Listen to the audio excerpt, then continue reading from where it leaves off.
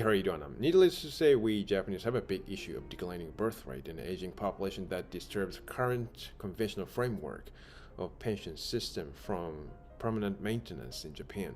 So this is one of the biggest financial burdens for Japanese nationals in terms of financial insurance payment to the government. The period that two young people have to provide a financial support for one old person through the current pension system is right in front of us. So people's lifespan comes to be 100 years before we know it. And the more number of people who live long increase, the worse the pension financing and the pension system goes. It is obvious, right? So as people's common recognition, working generation is forced to provide a financial support to retired old people so that a long life that is originally celebrated among people is disrespected as a cause of financial burden by young people in Japan, right? So in 2018, the government pension investment funds made a tremendous loss that was about far beyond 14 trillion yen. And the amount of asset managed to stock investment by the government pension investment fund is around 170 trillion yen. That is the biggest managed asset in the world among government funds. So even with this much amount of managed asset in the government pension investment fund, why does the pension finances are severely squeezed in Japan? And why does the government need to lower the pension payment to the Japanese nationals and raise the pension insurance cost that nationals have to pay to the government and try to raise the pension age? The current pension insurance system in Japan has a purpose that the government provides wealthy life for those old people who have ever contributed to a Japanese society over a long period of time. However, seeing this pension insurance system now 77 years after the World War II, the purpose of this pension insurance system was just empty pretext in order to get trust from people. The real purpose of this pension insurance system will emerge out when we see the pension insurance system that was managed during and before the World War II.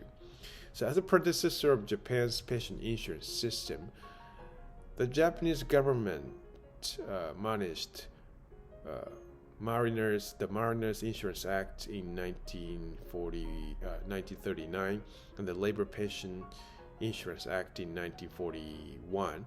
In 1930s, when World War II was about to start in the world, Japan seriously suffered from serious economic downfall by the influence of Great Depression that happened in the United States in 1929.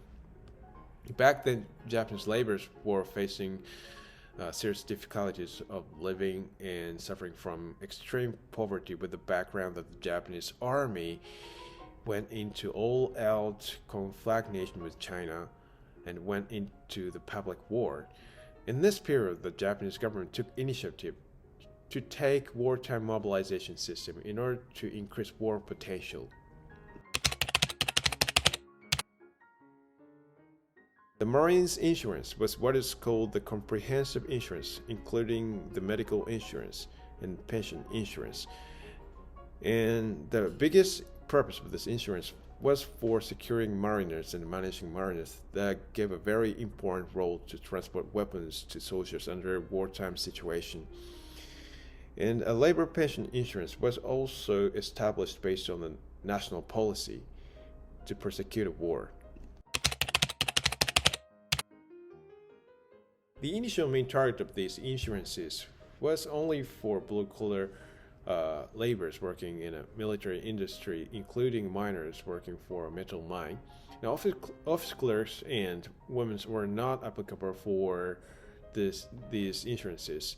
And the main purpose of the establishment of these insurances, this kind of pension insurance system, was not for security for aged, but for managing it as one of the labor policies to take advantage of laborers to expand an aggressive war during World War II. And the government collected insurance funds from laborers in the form of reverse fund scheme, which was called the second taxation in Japan. And at the time of establishment of this kind of pension insurance system, the number of insured people was about 3,500,000, but the collected insurance funds from people were mostly allocated to war expenses. In 1944, Japan seemed likely to lose the war battle with the United States, and the Labor Pension Insurance Act was renamed as the Welfare Pension Insurance Act. And the government tried to expand the number of people who joined this pension insurance system. And then in the meantime, office clerks and women became applicable for this pension insurance system, and the government eased the requirements for the enrollment of this pension insurance. And this requirement originally said that any insured person should belong to a company with at least more than 10 people, but the government lowered the standards and lowered the size of a company that an insured person belongs to from 10 people to 5 people. And the main purpose of this insurance policy was to increase the number of insured people in order to correct war funds under the war situation. So on the other hand, in terms of pension payment to the Japanese nationals, the government didn't make old age pension payment to laborers who became more than 40 years old when they took out pension insurance for the first time. And they just enforced a policy to compel laborers to pay pension insurance to the government.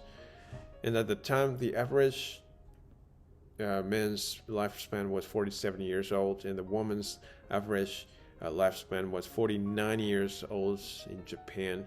And the government set the pension age as 55 years old back then.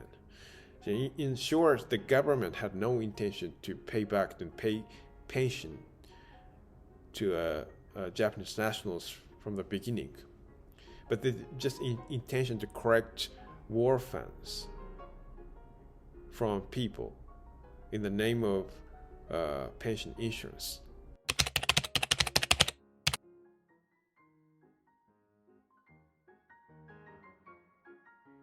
This kind of deceptive method of pension insurance system was skillfully penetrated in the current pension insurance system. In 1945, Japan was defeated by the United States, and simultaneously the pension insurance system during World War II was completely collapsed. And the pension funds, about 1.4 billion yen on the book, which were collected from people, were next to useless because of extraordinary inflation after World War II.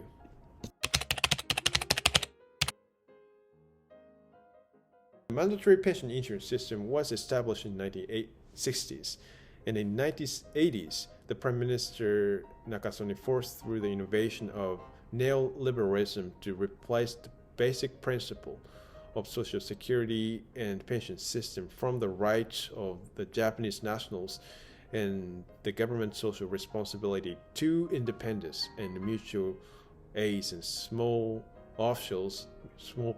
government officials, and vitality in private sectors and privatization in Japan. So the feature of innovation was reduction of burden in the national treasury, and raised the pension age to 65 years old, and increased the pension insurance payments in stages. And the government paved the way for the lowering standard of pension payment.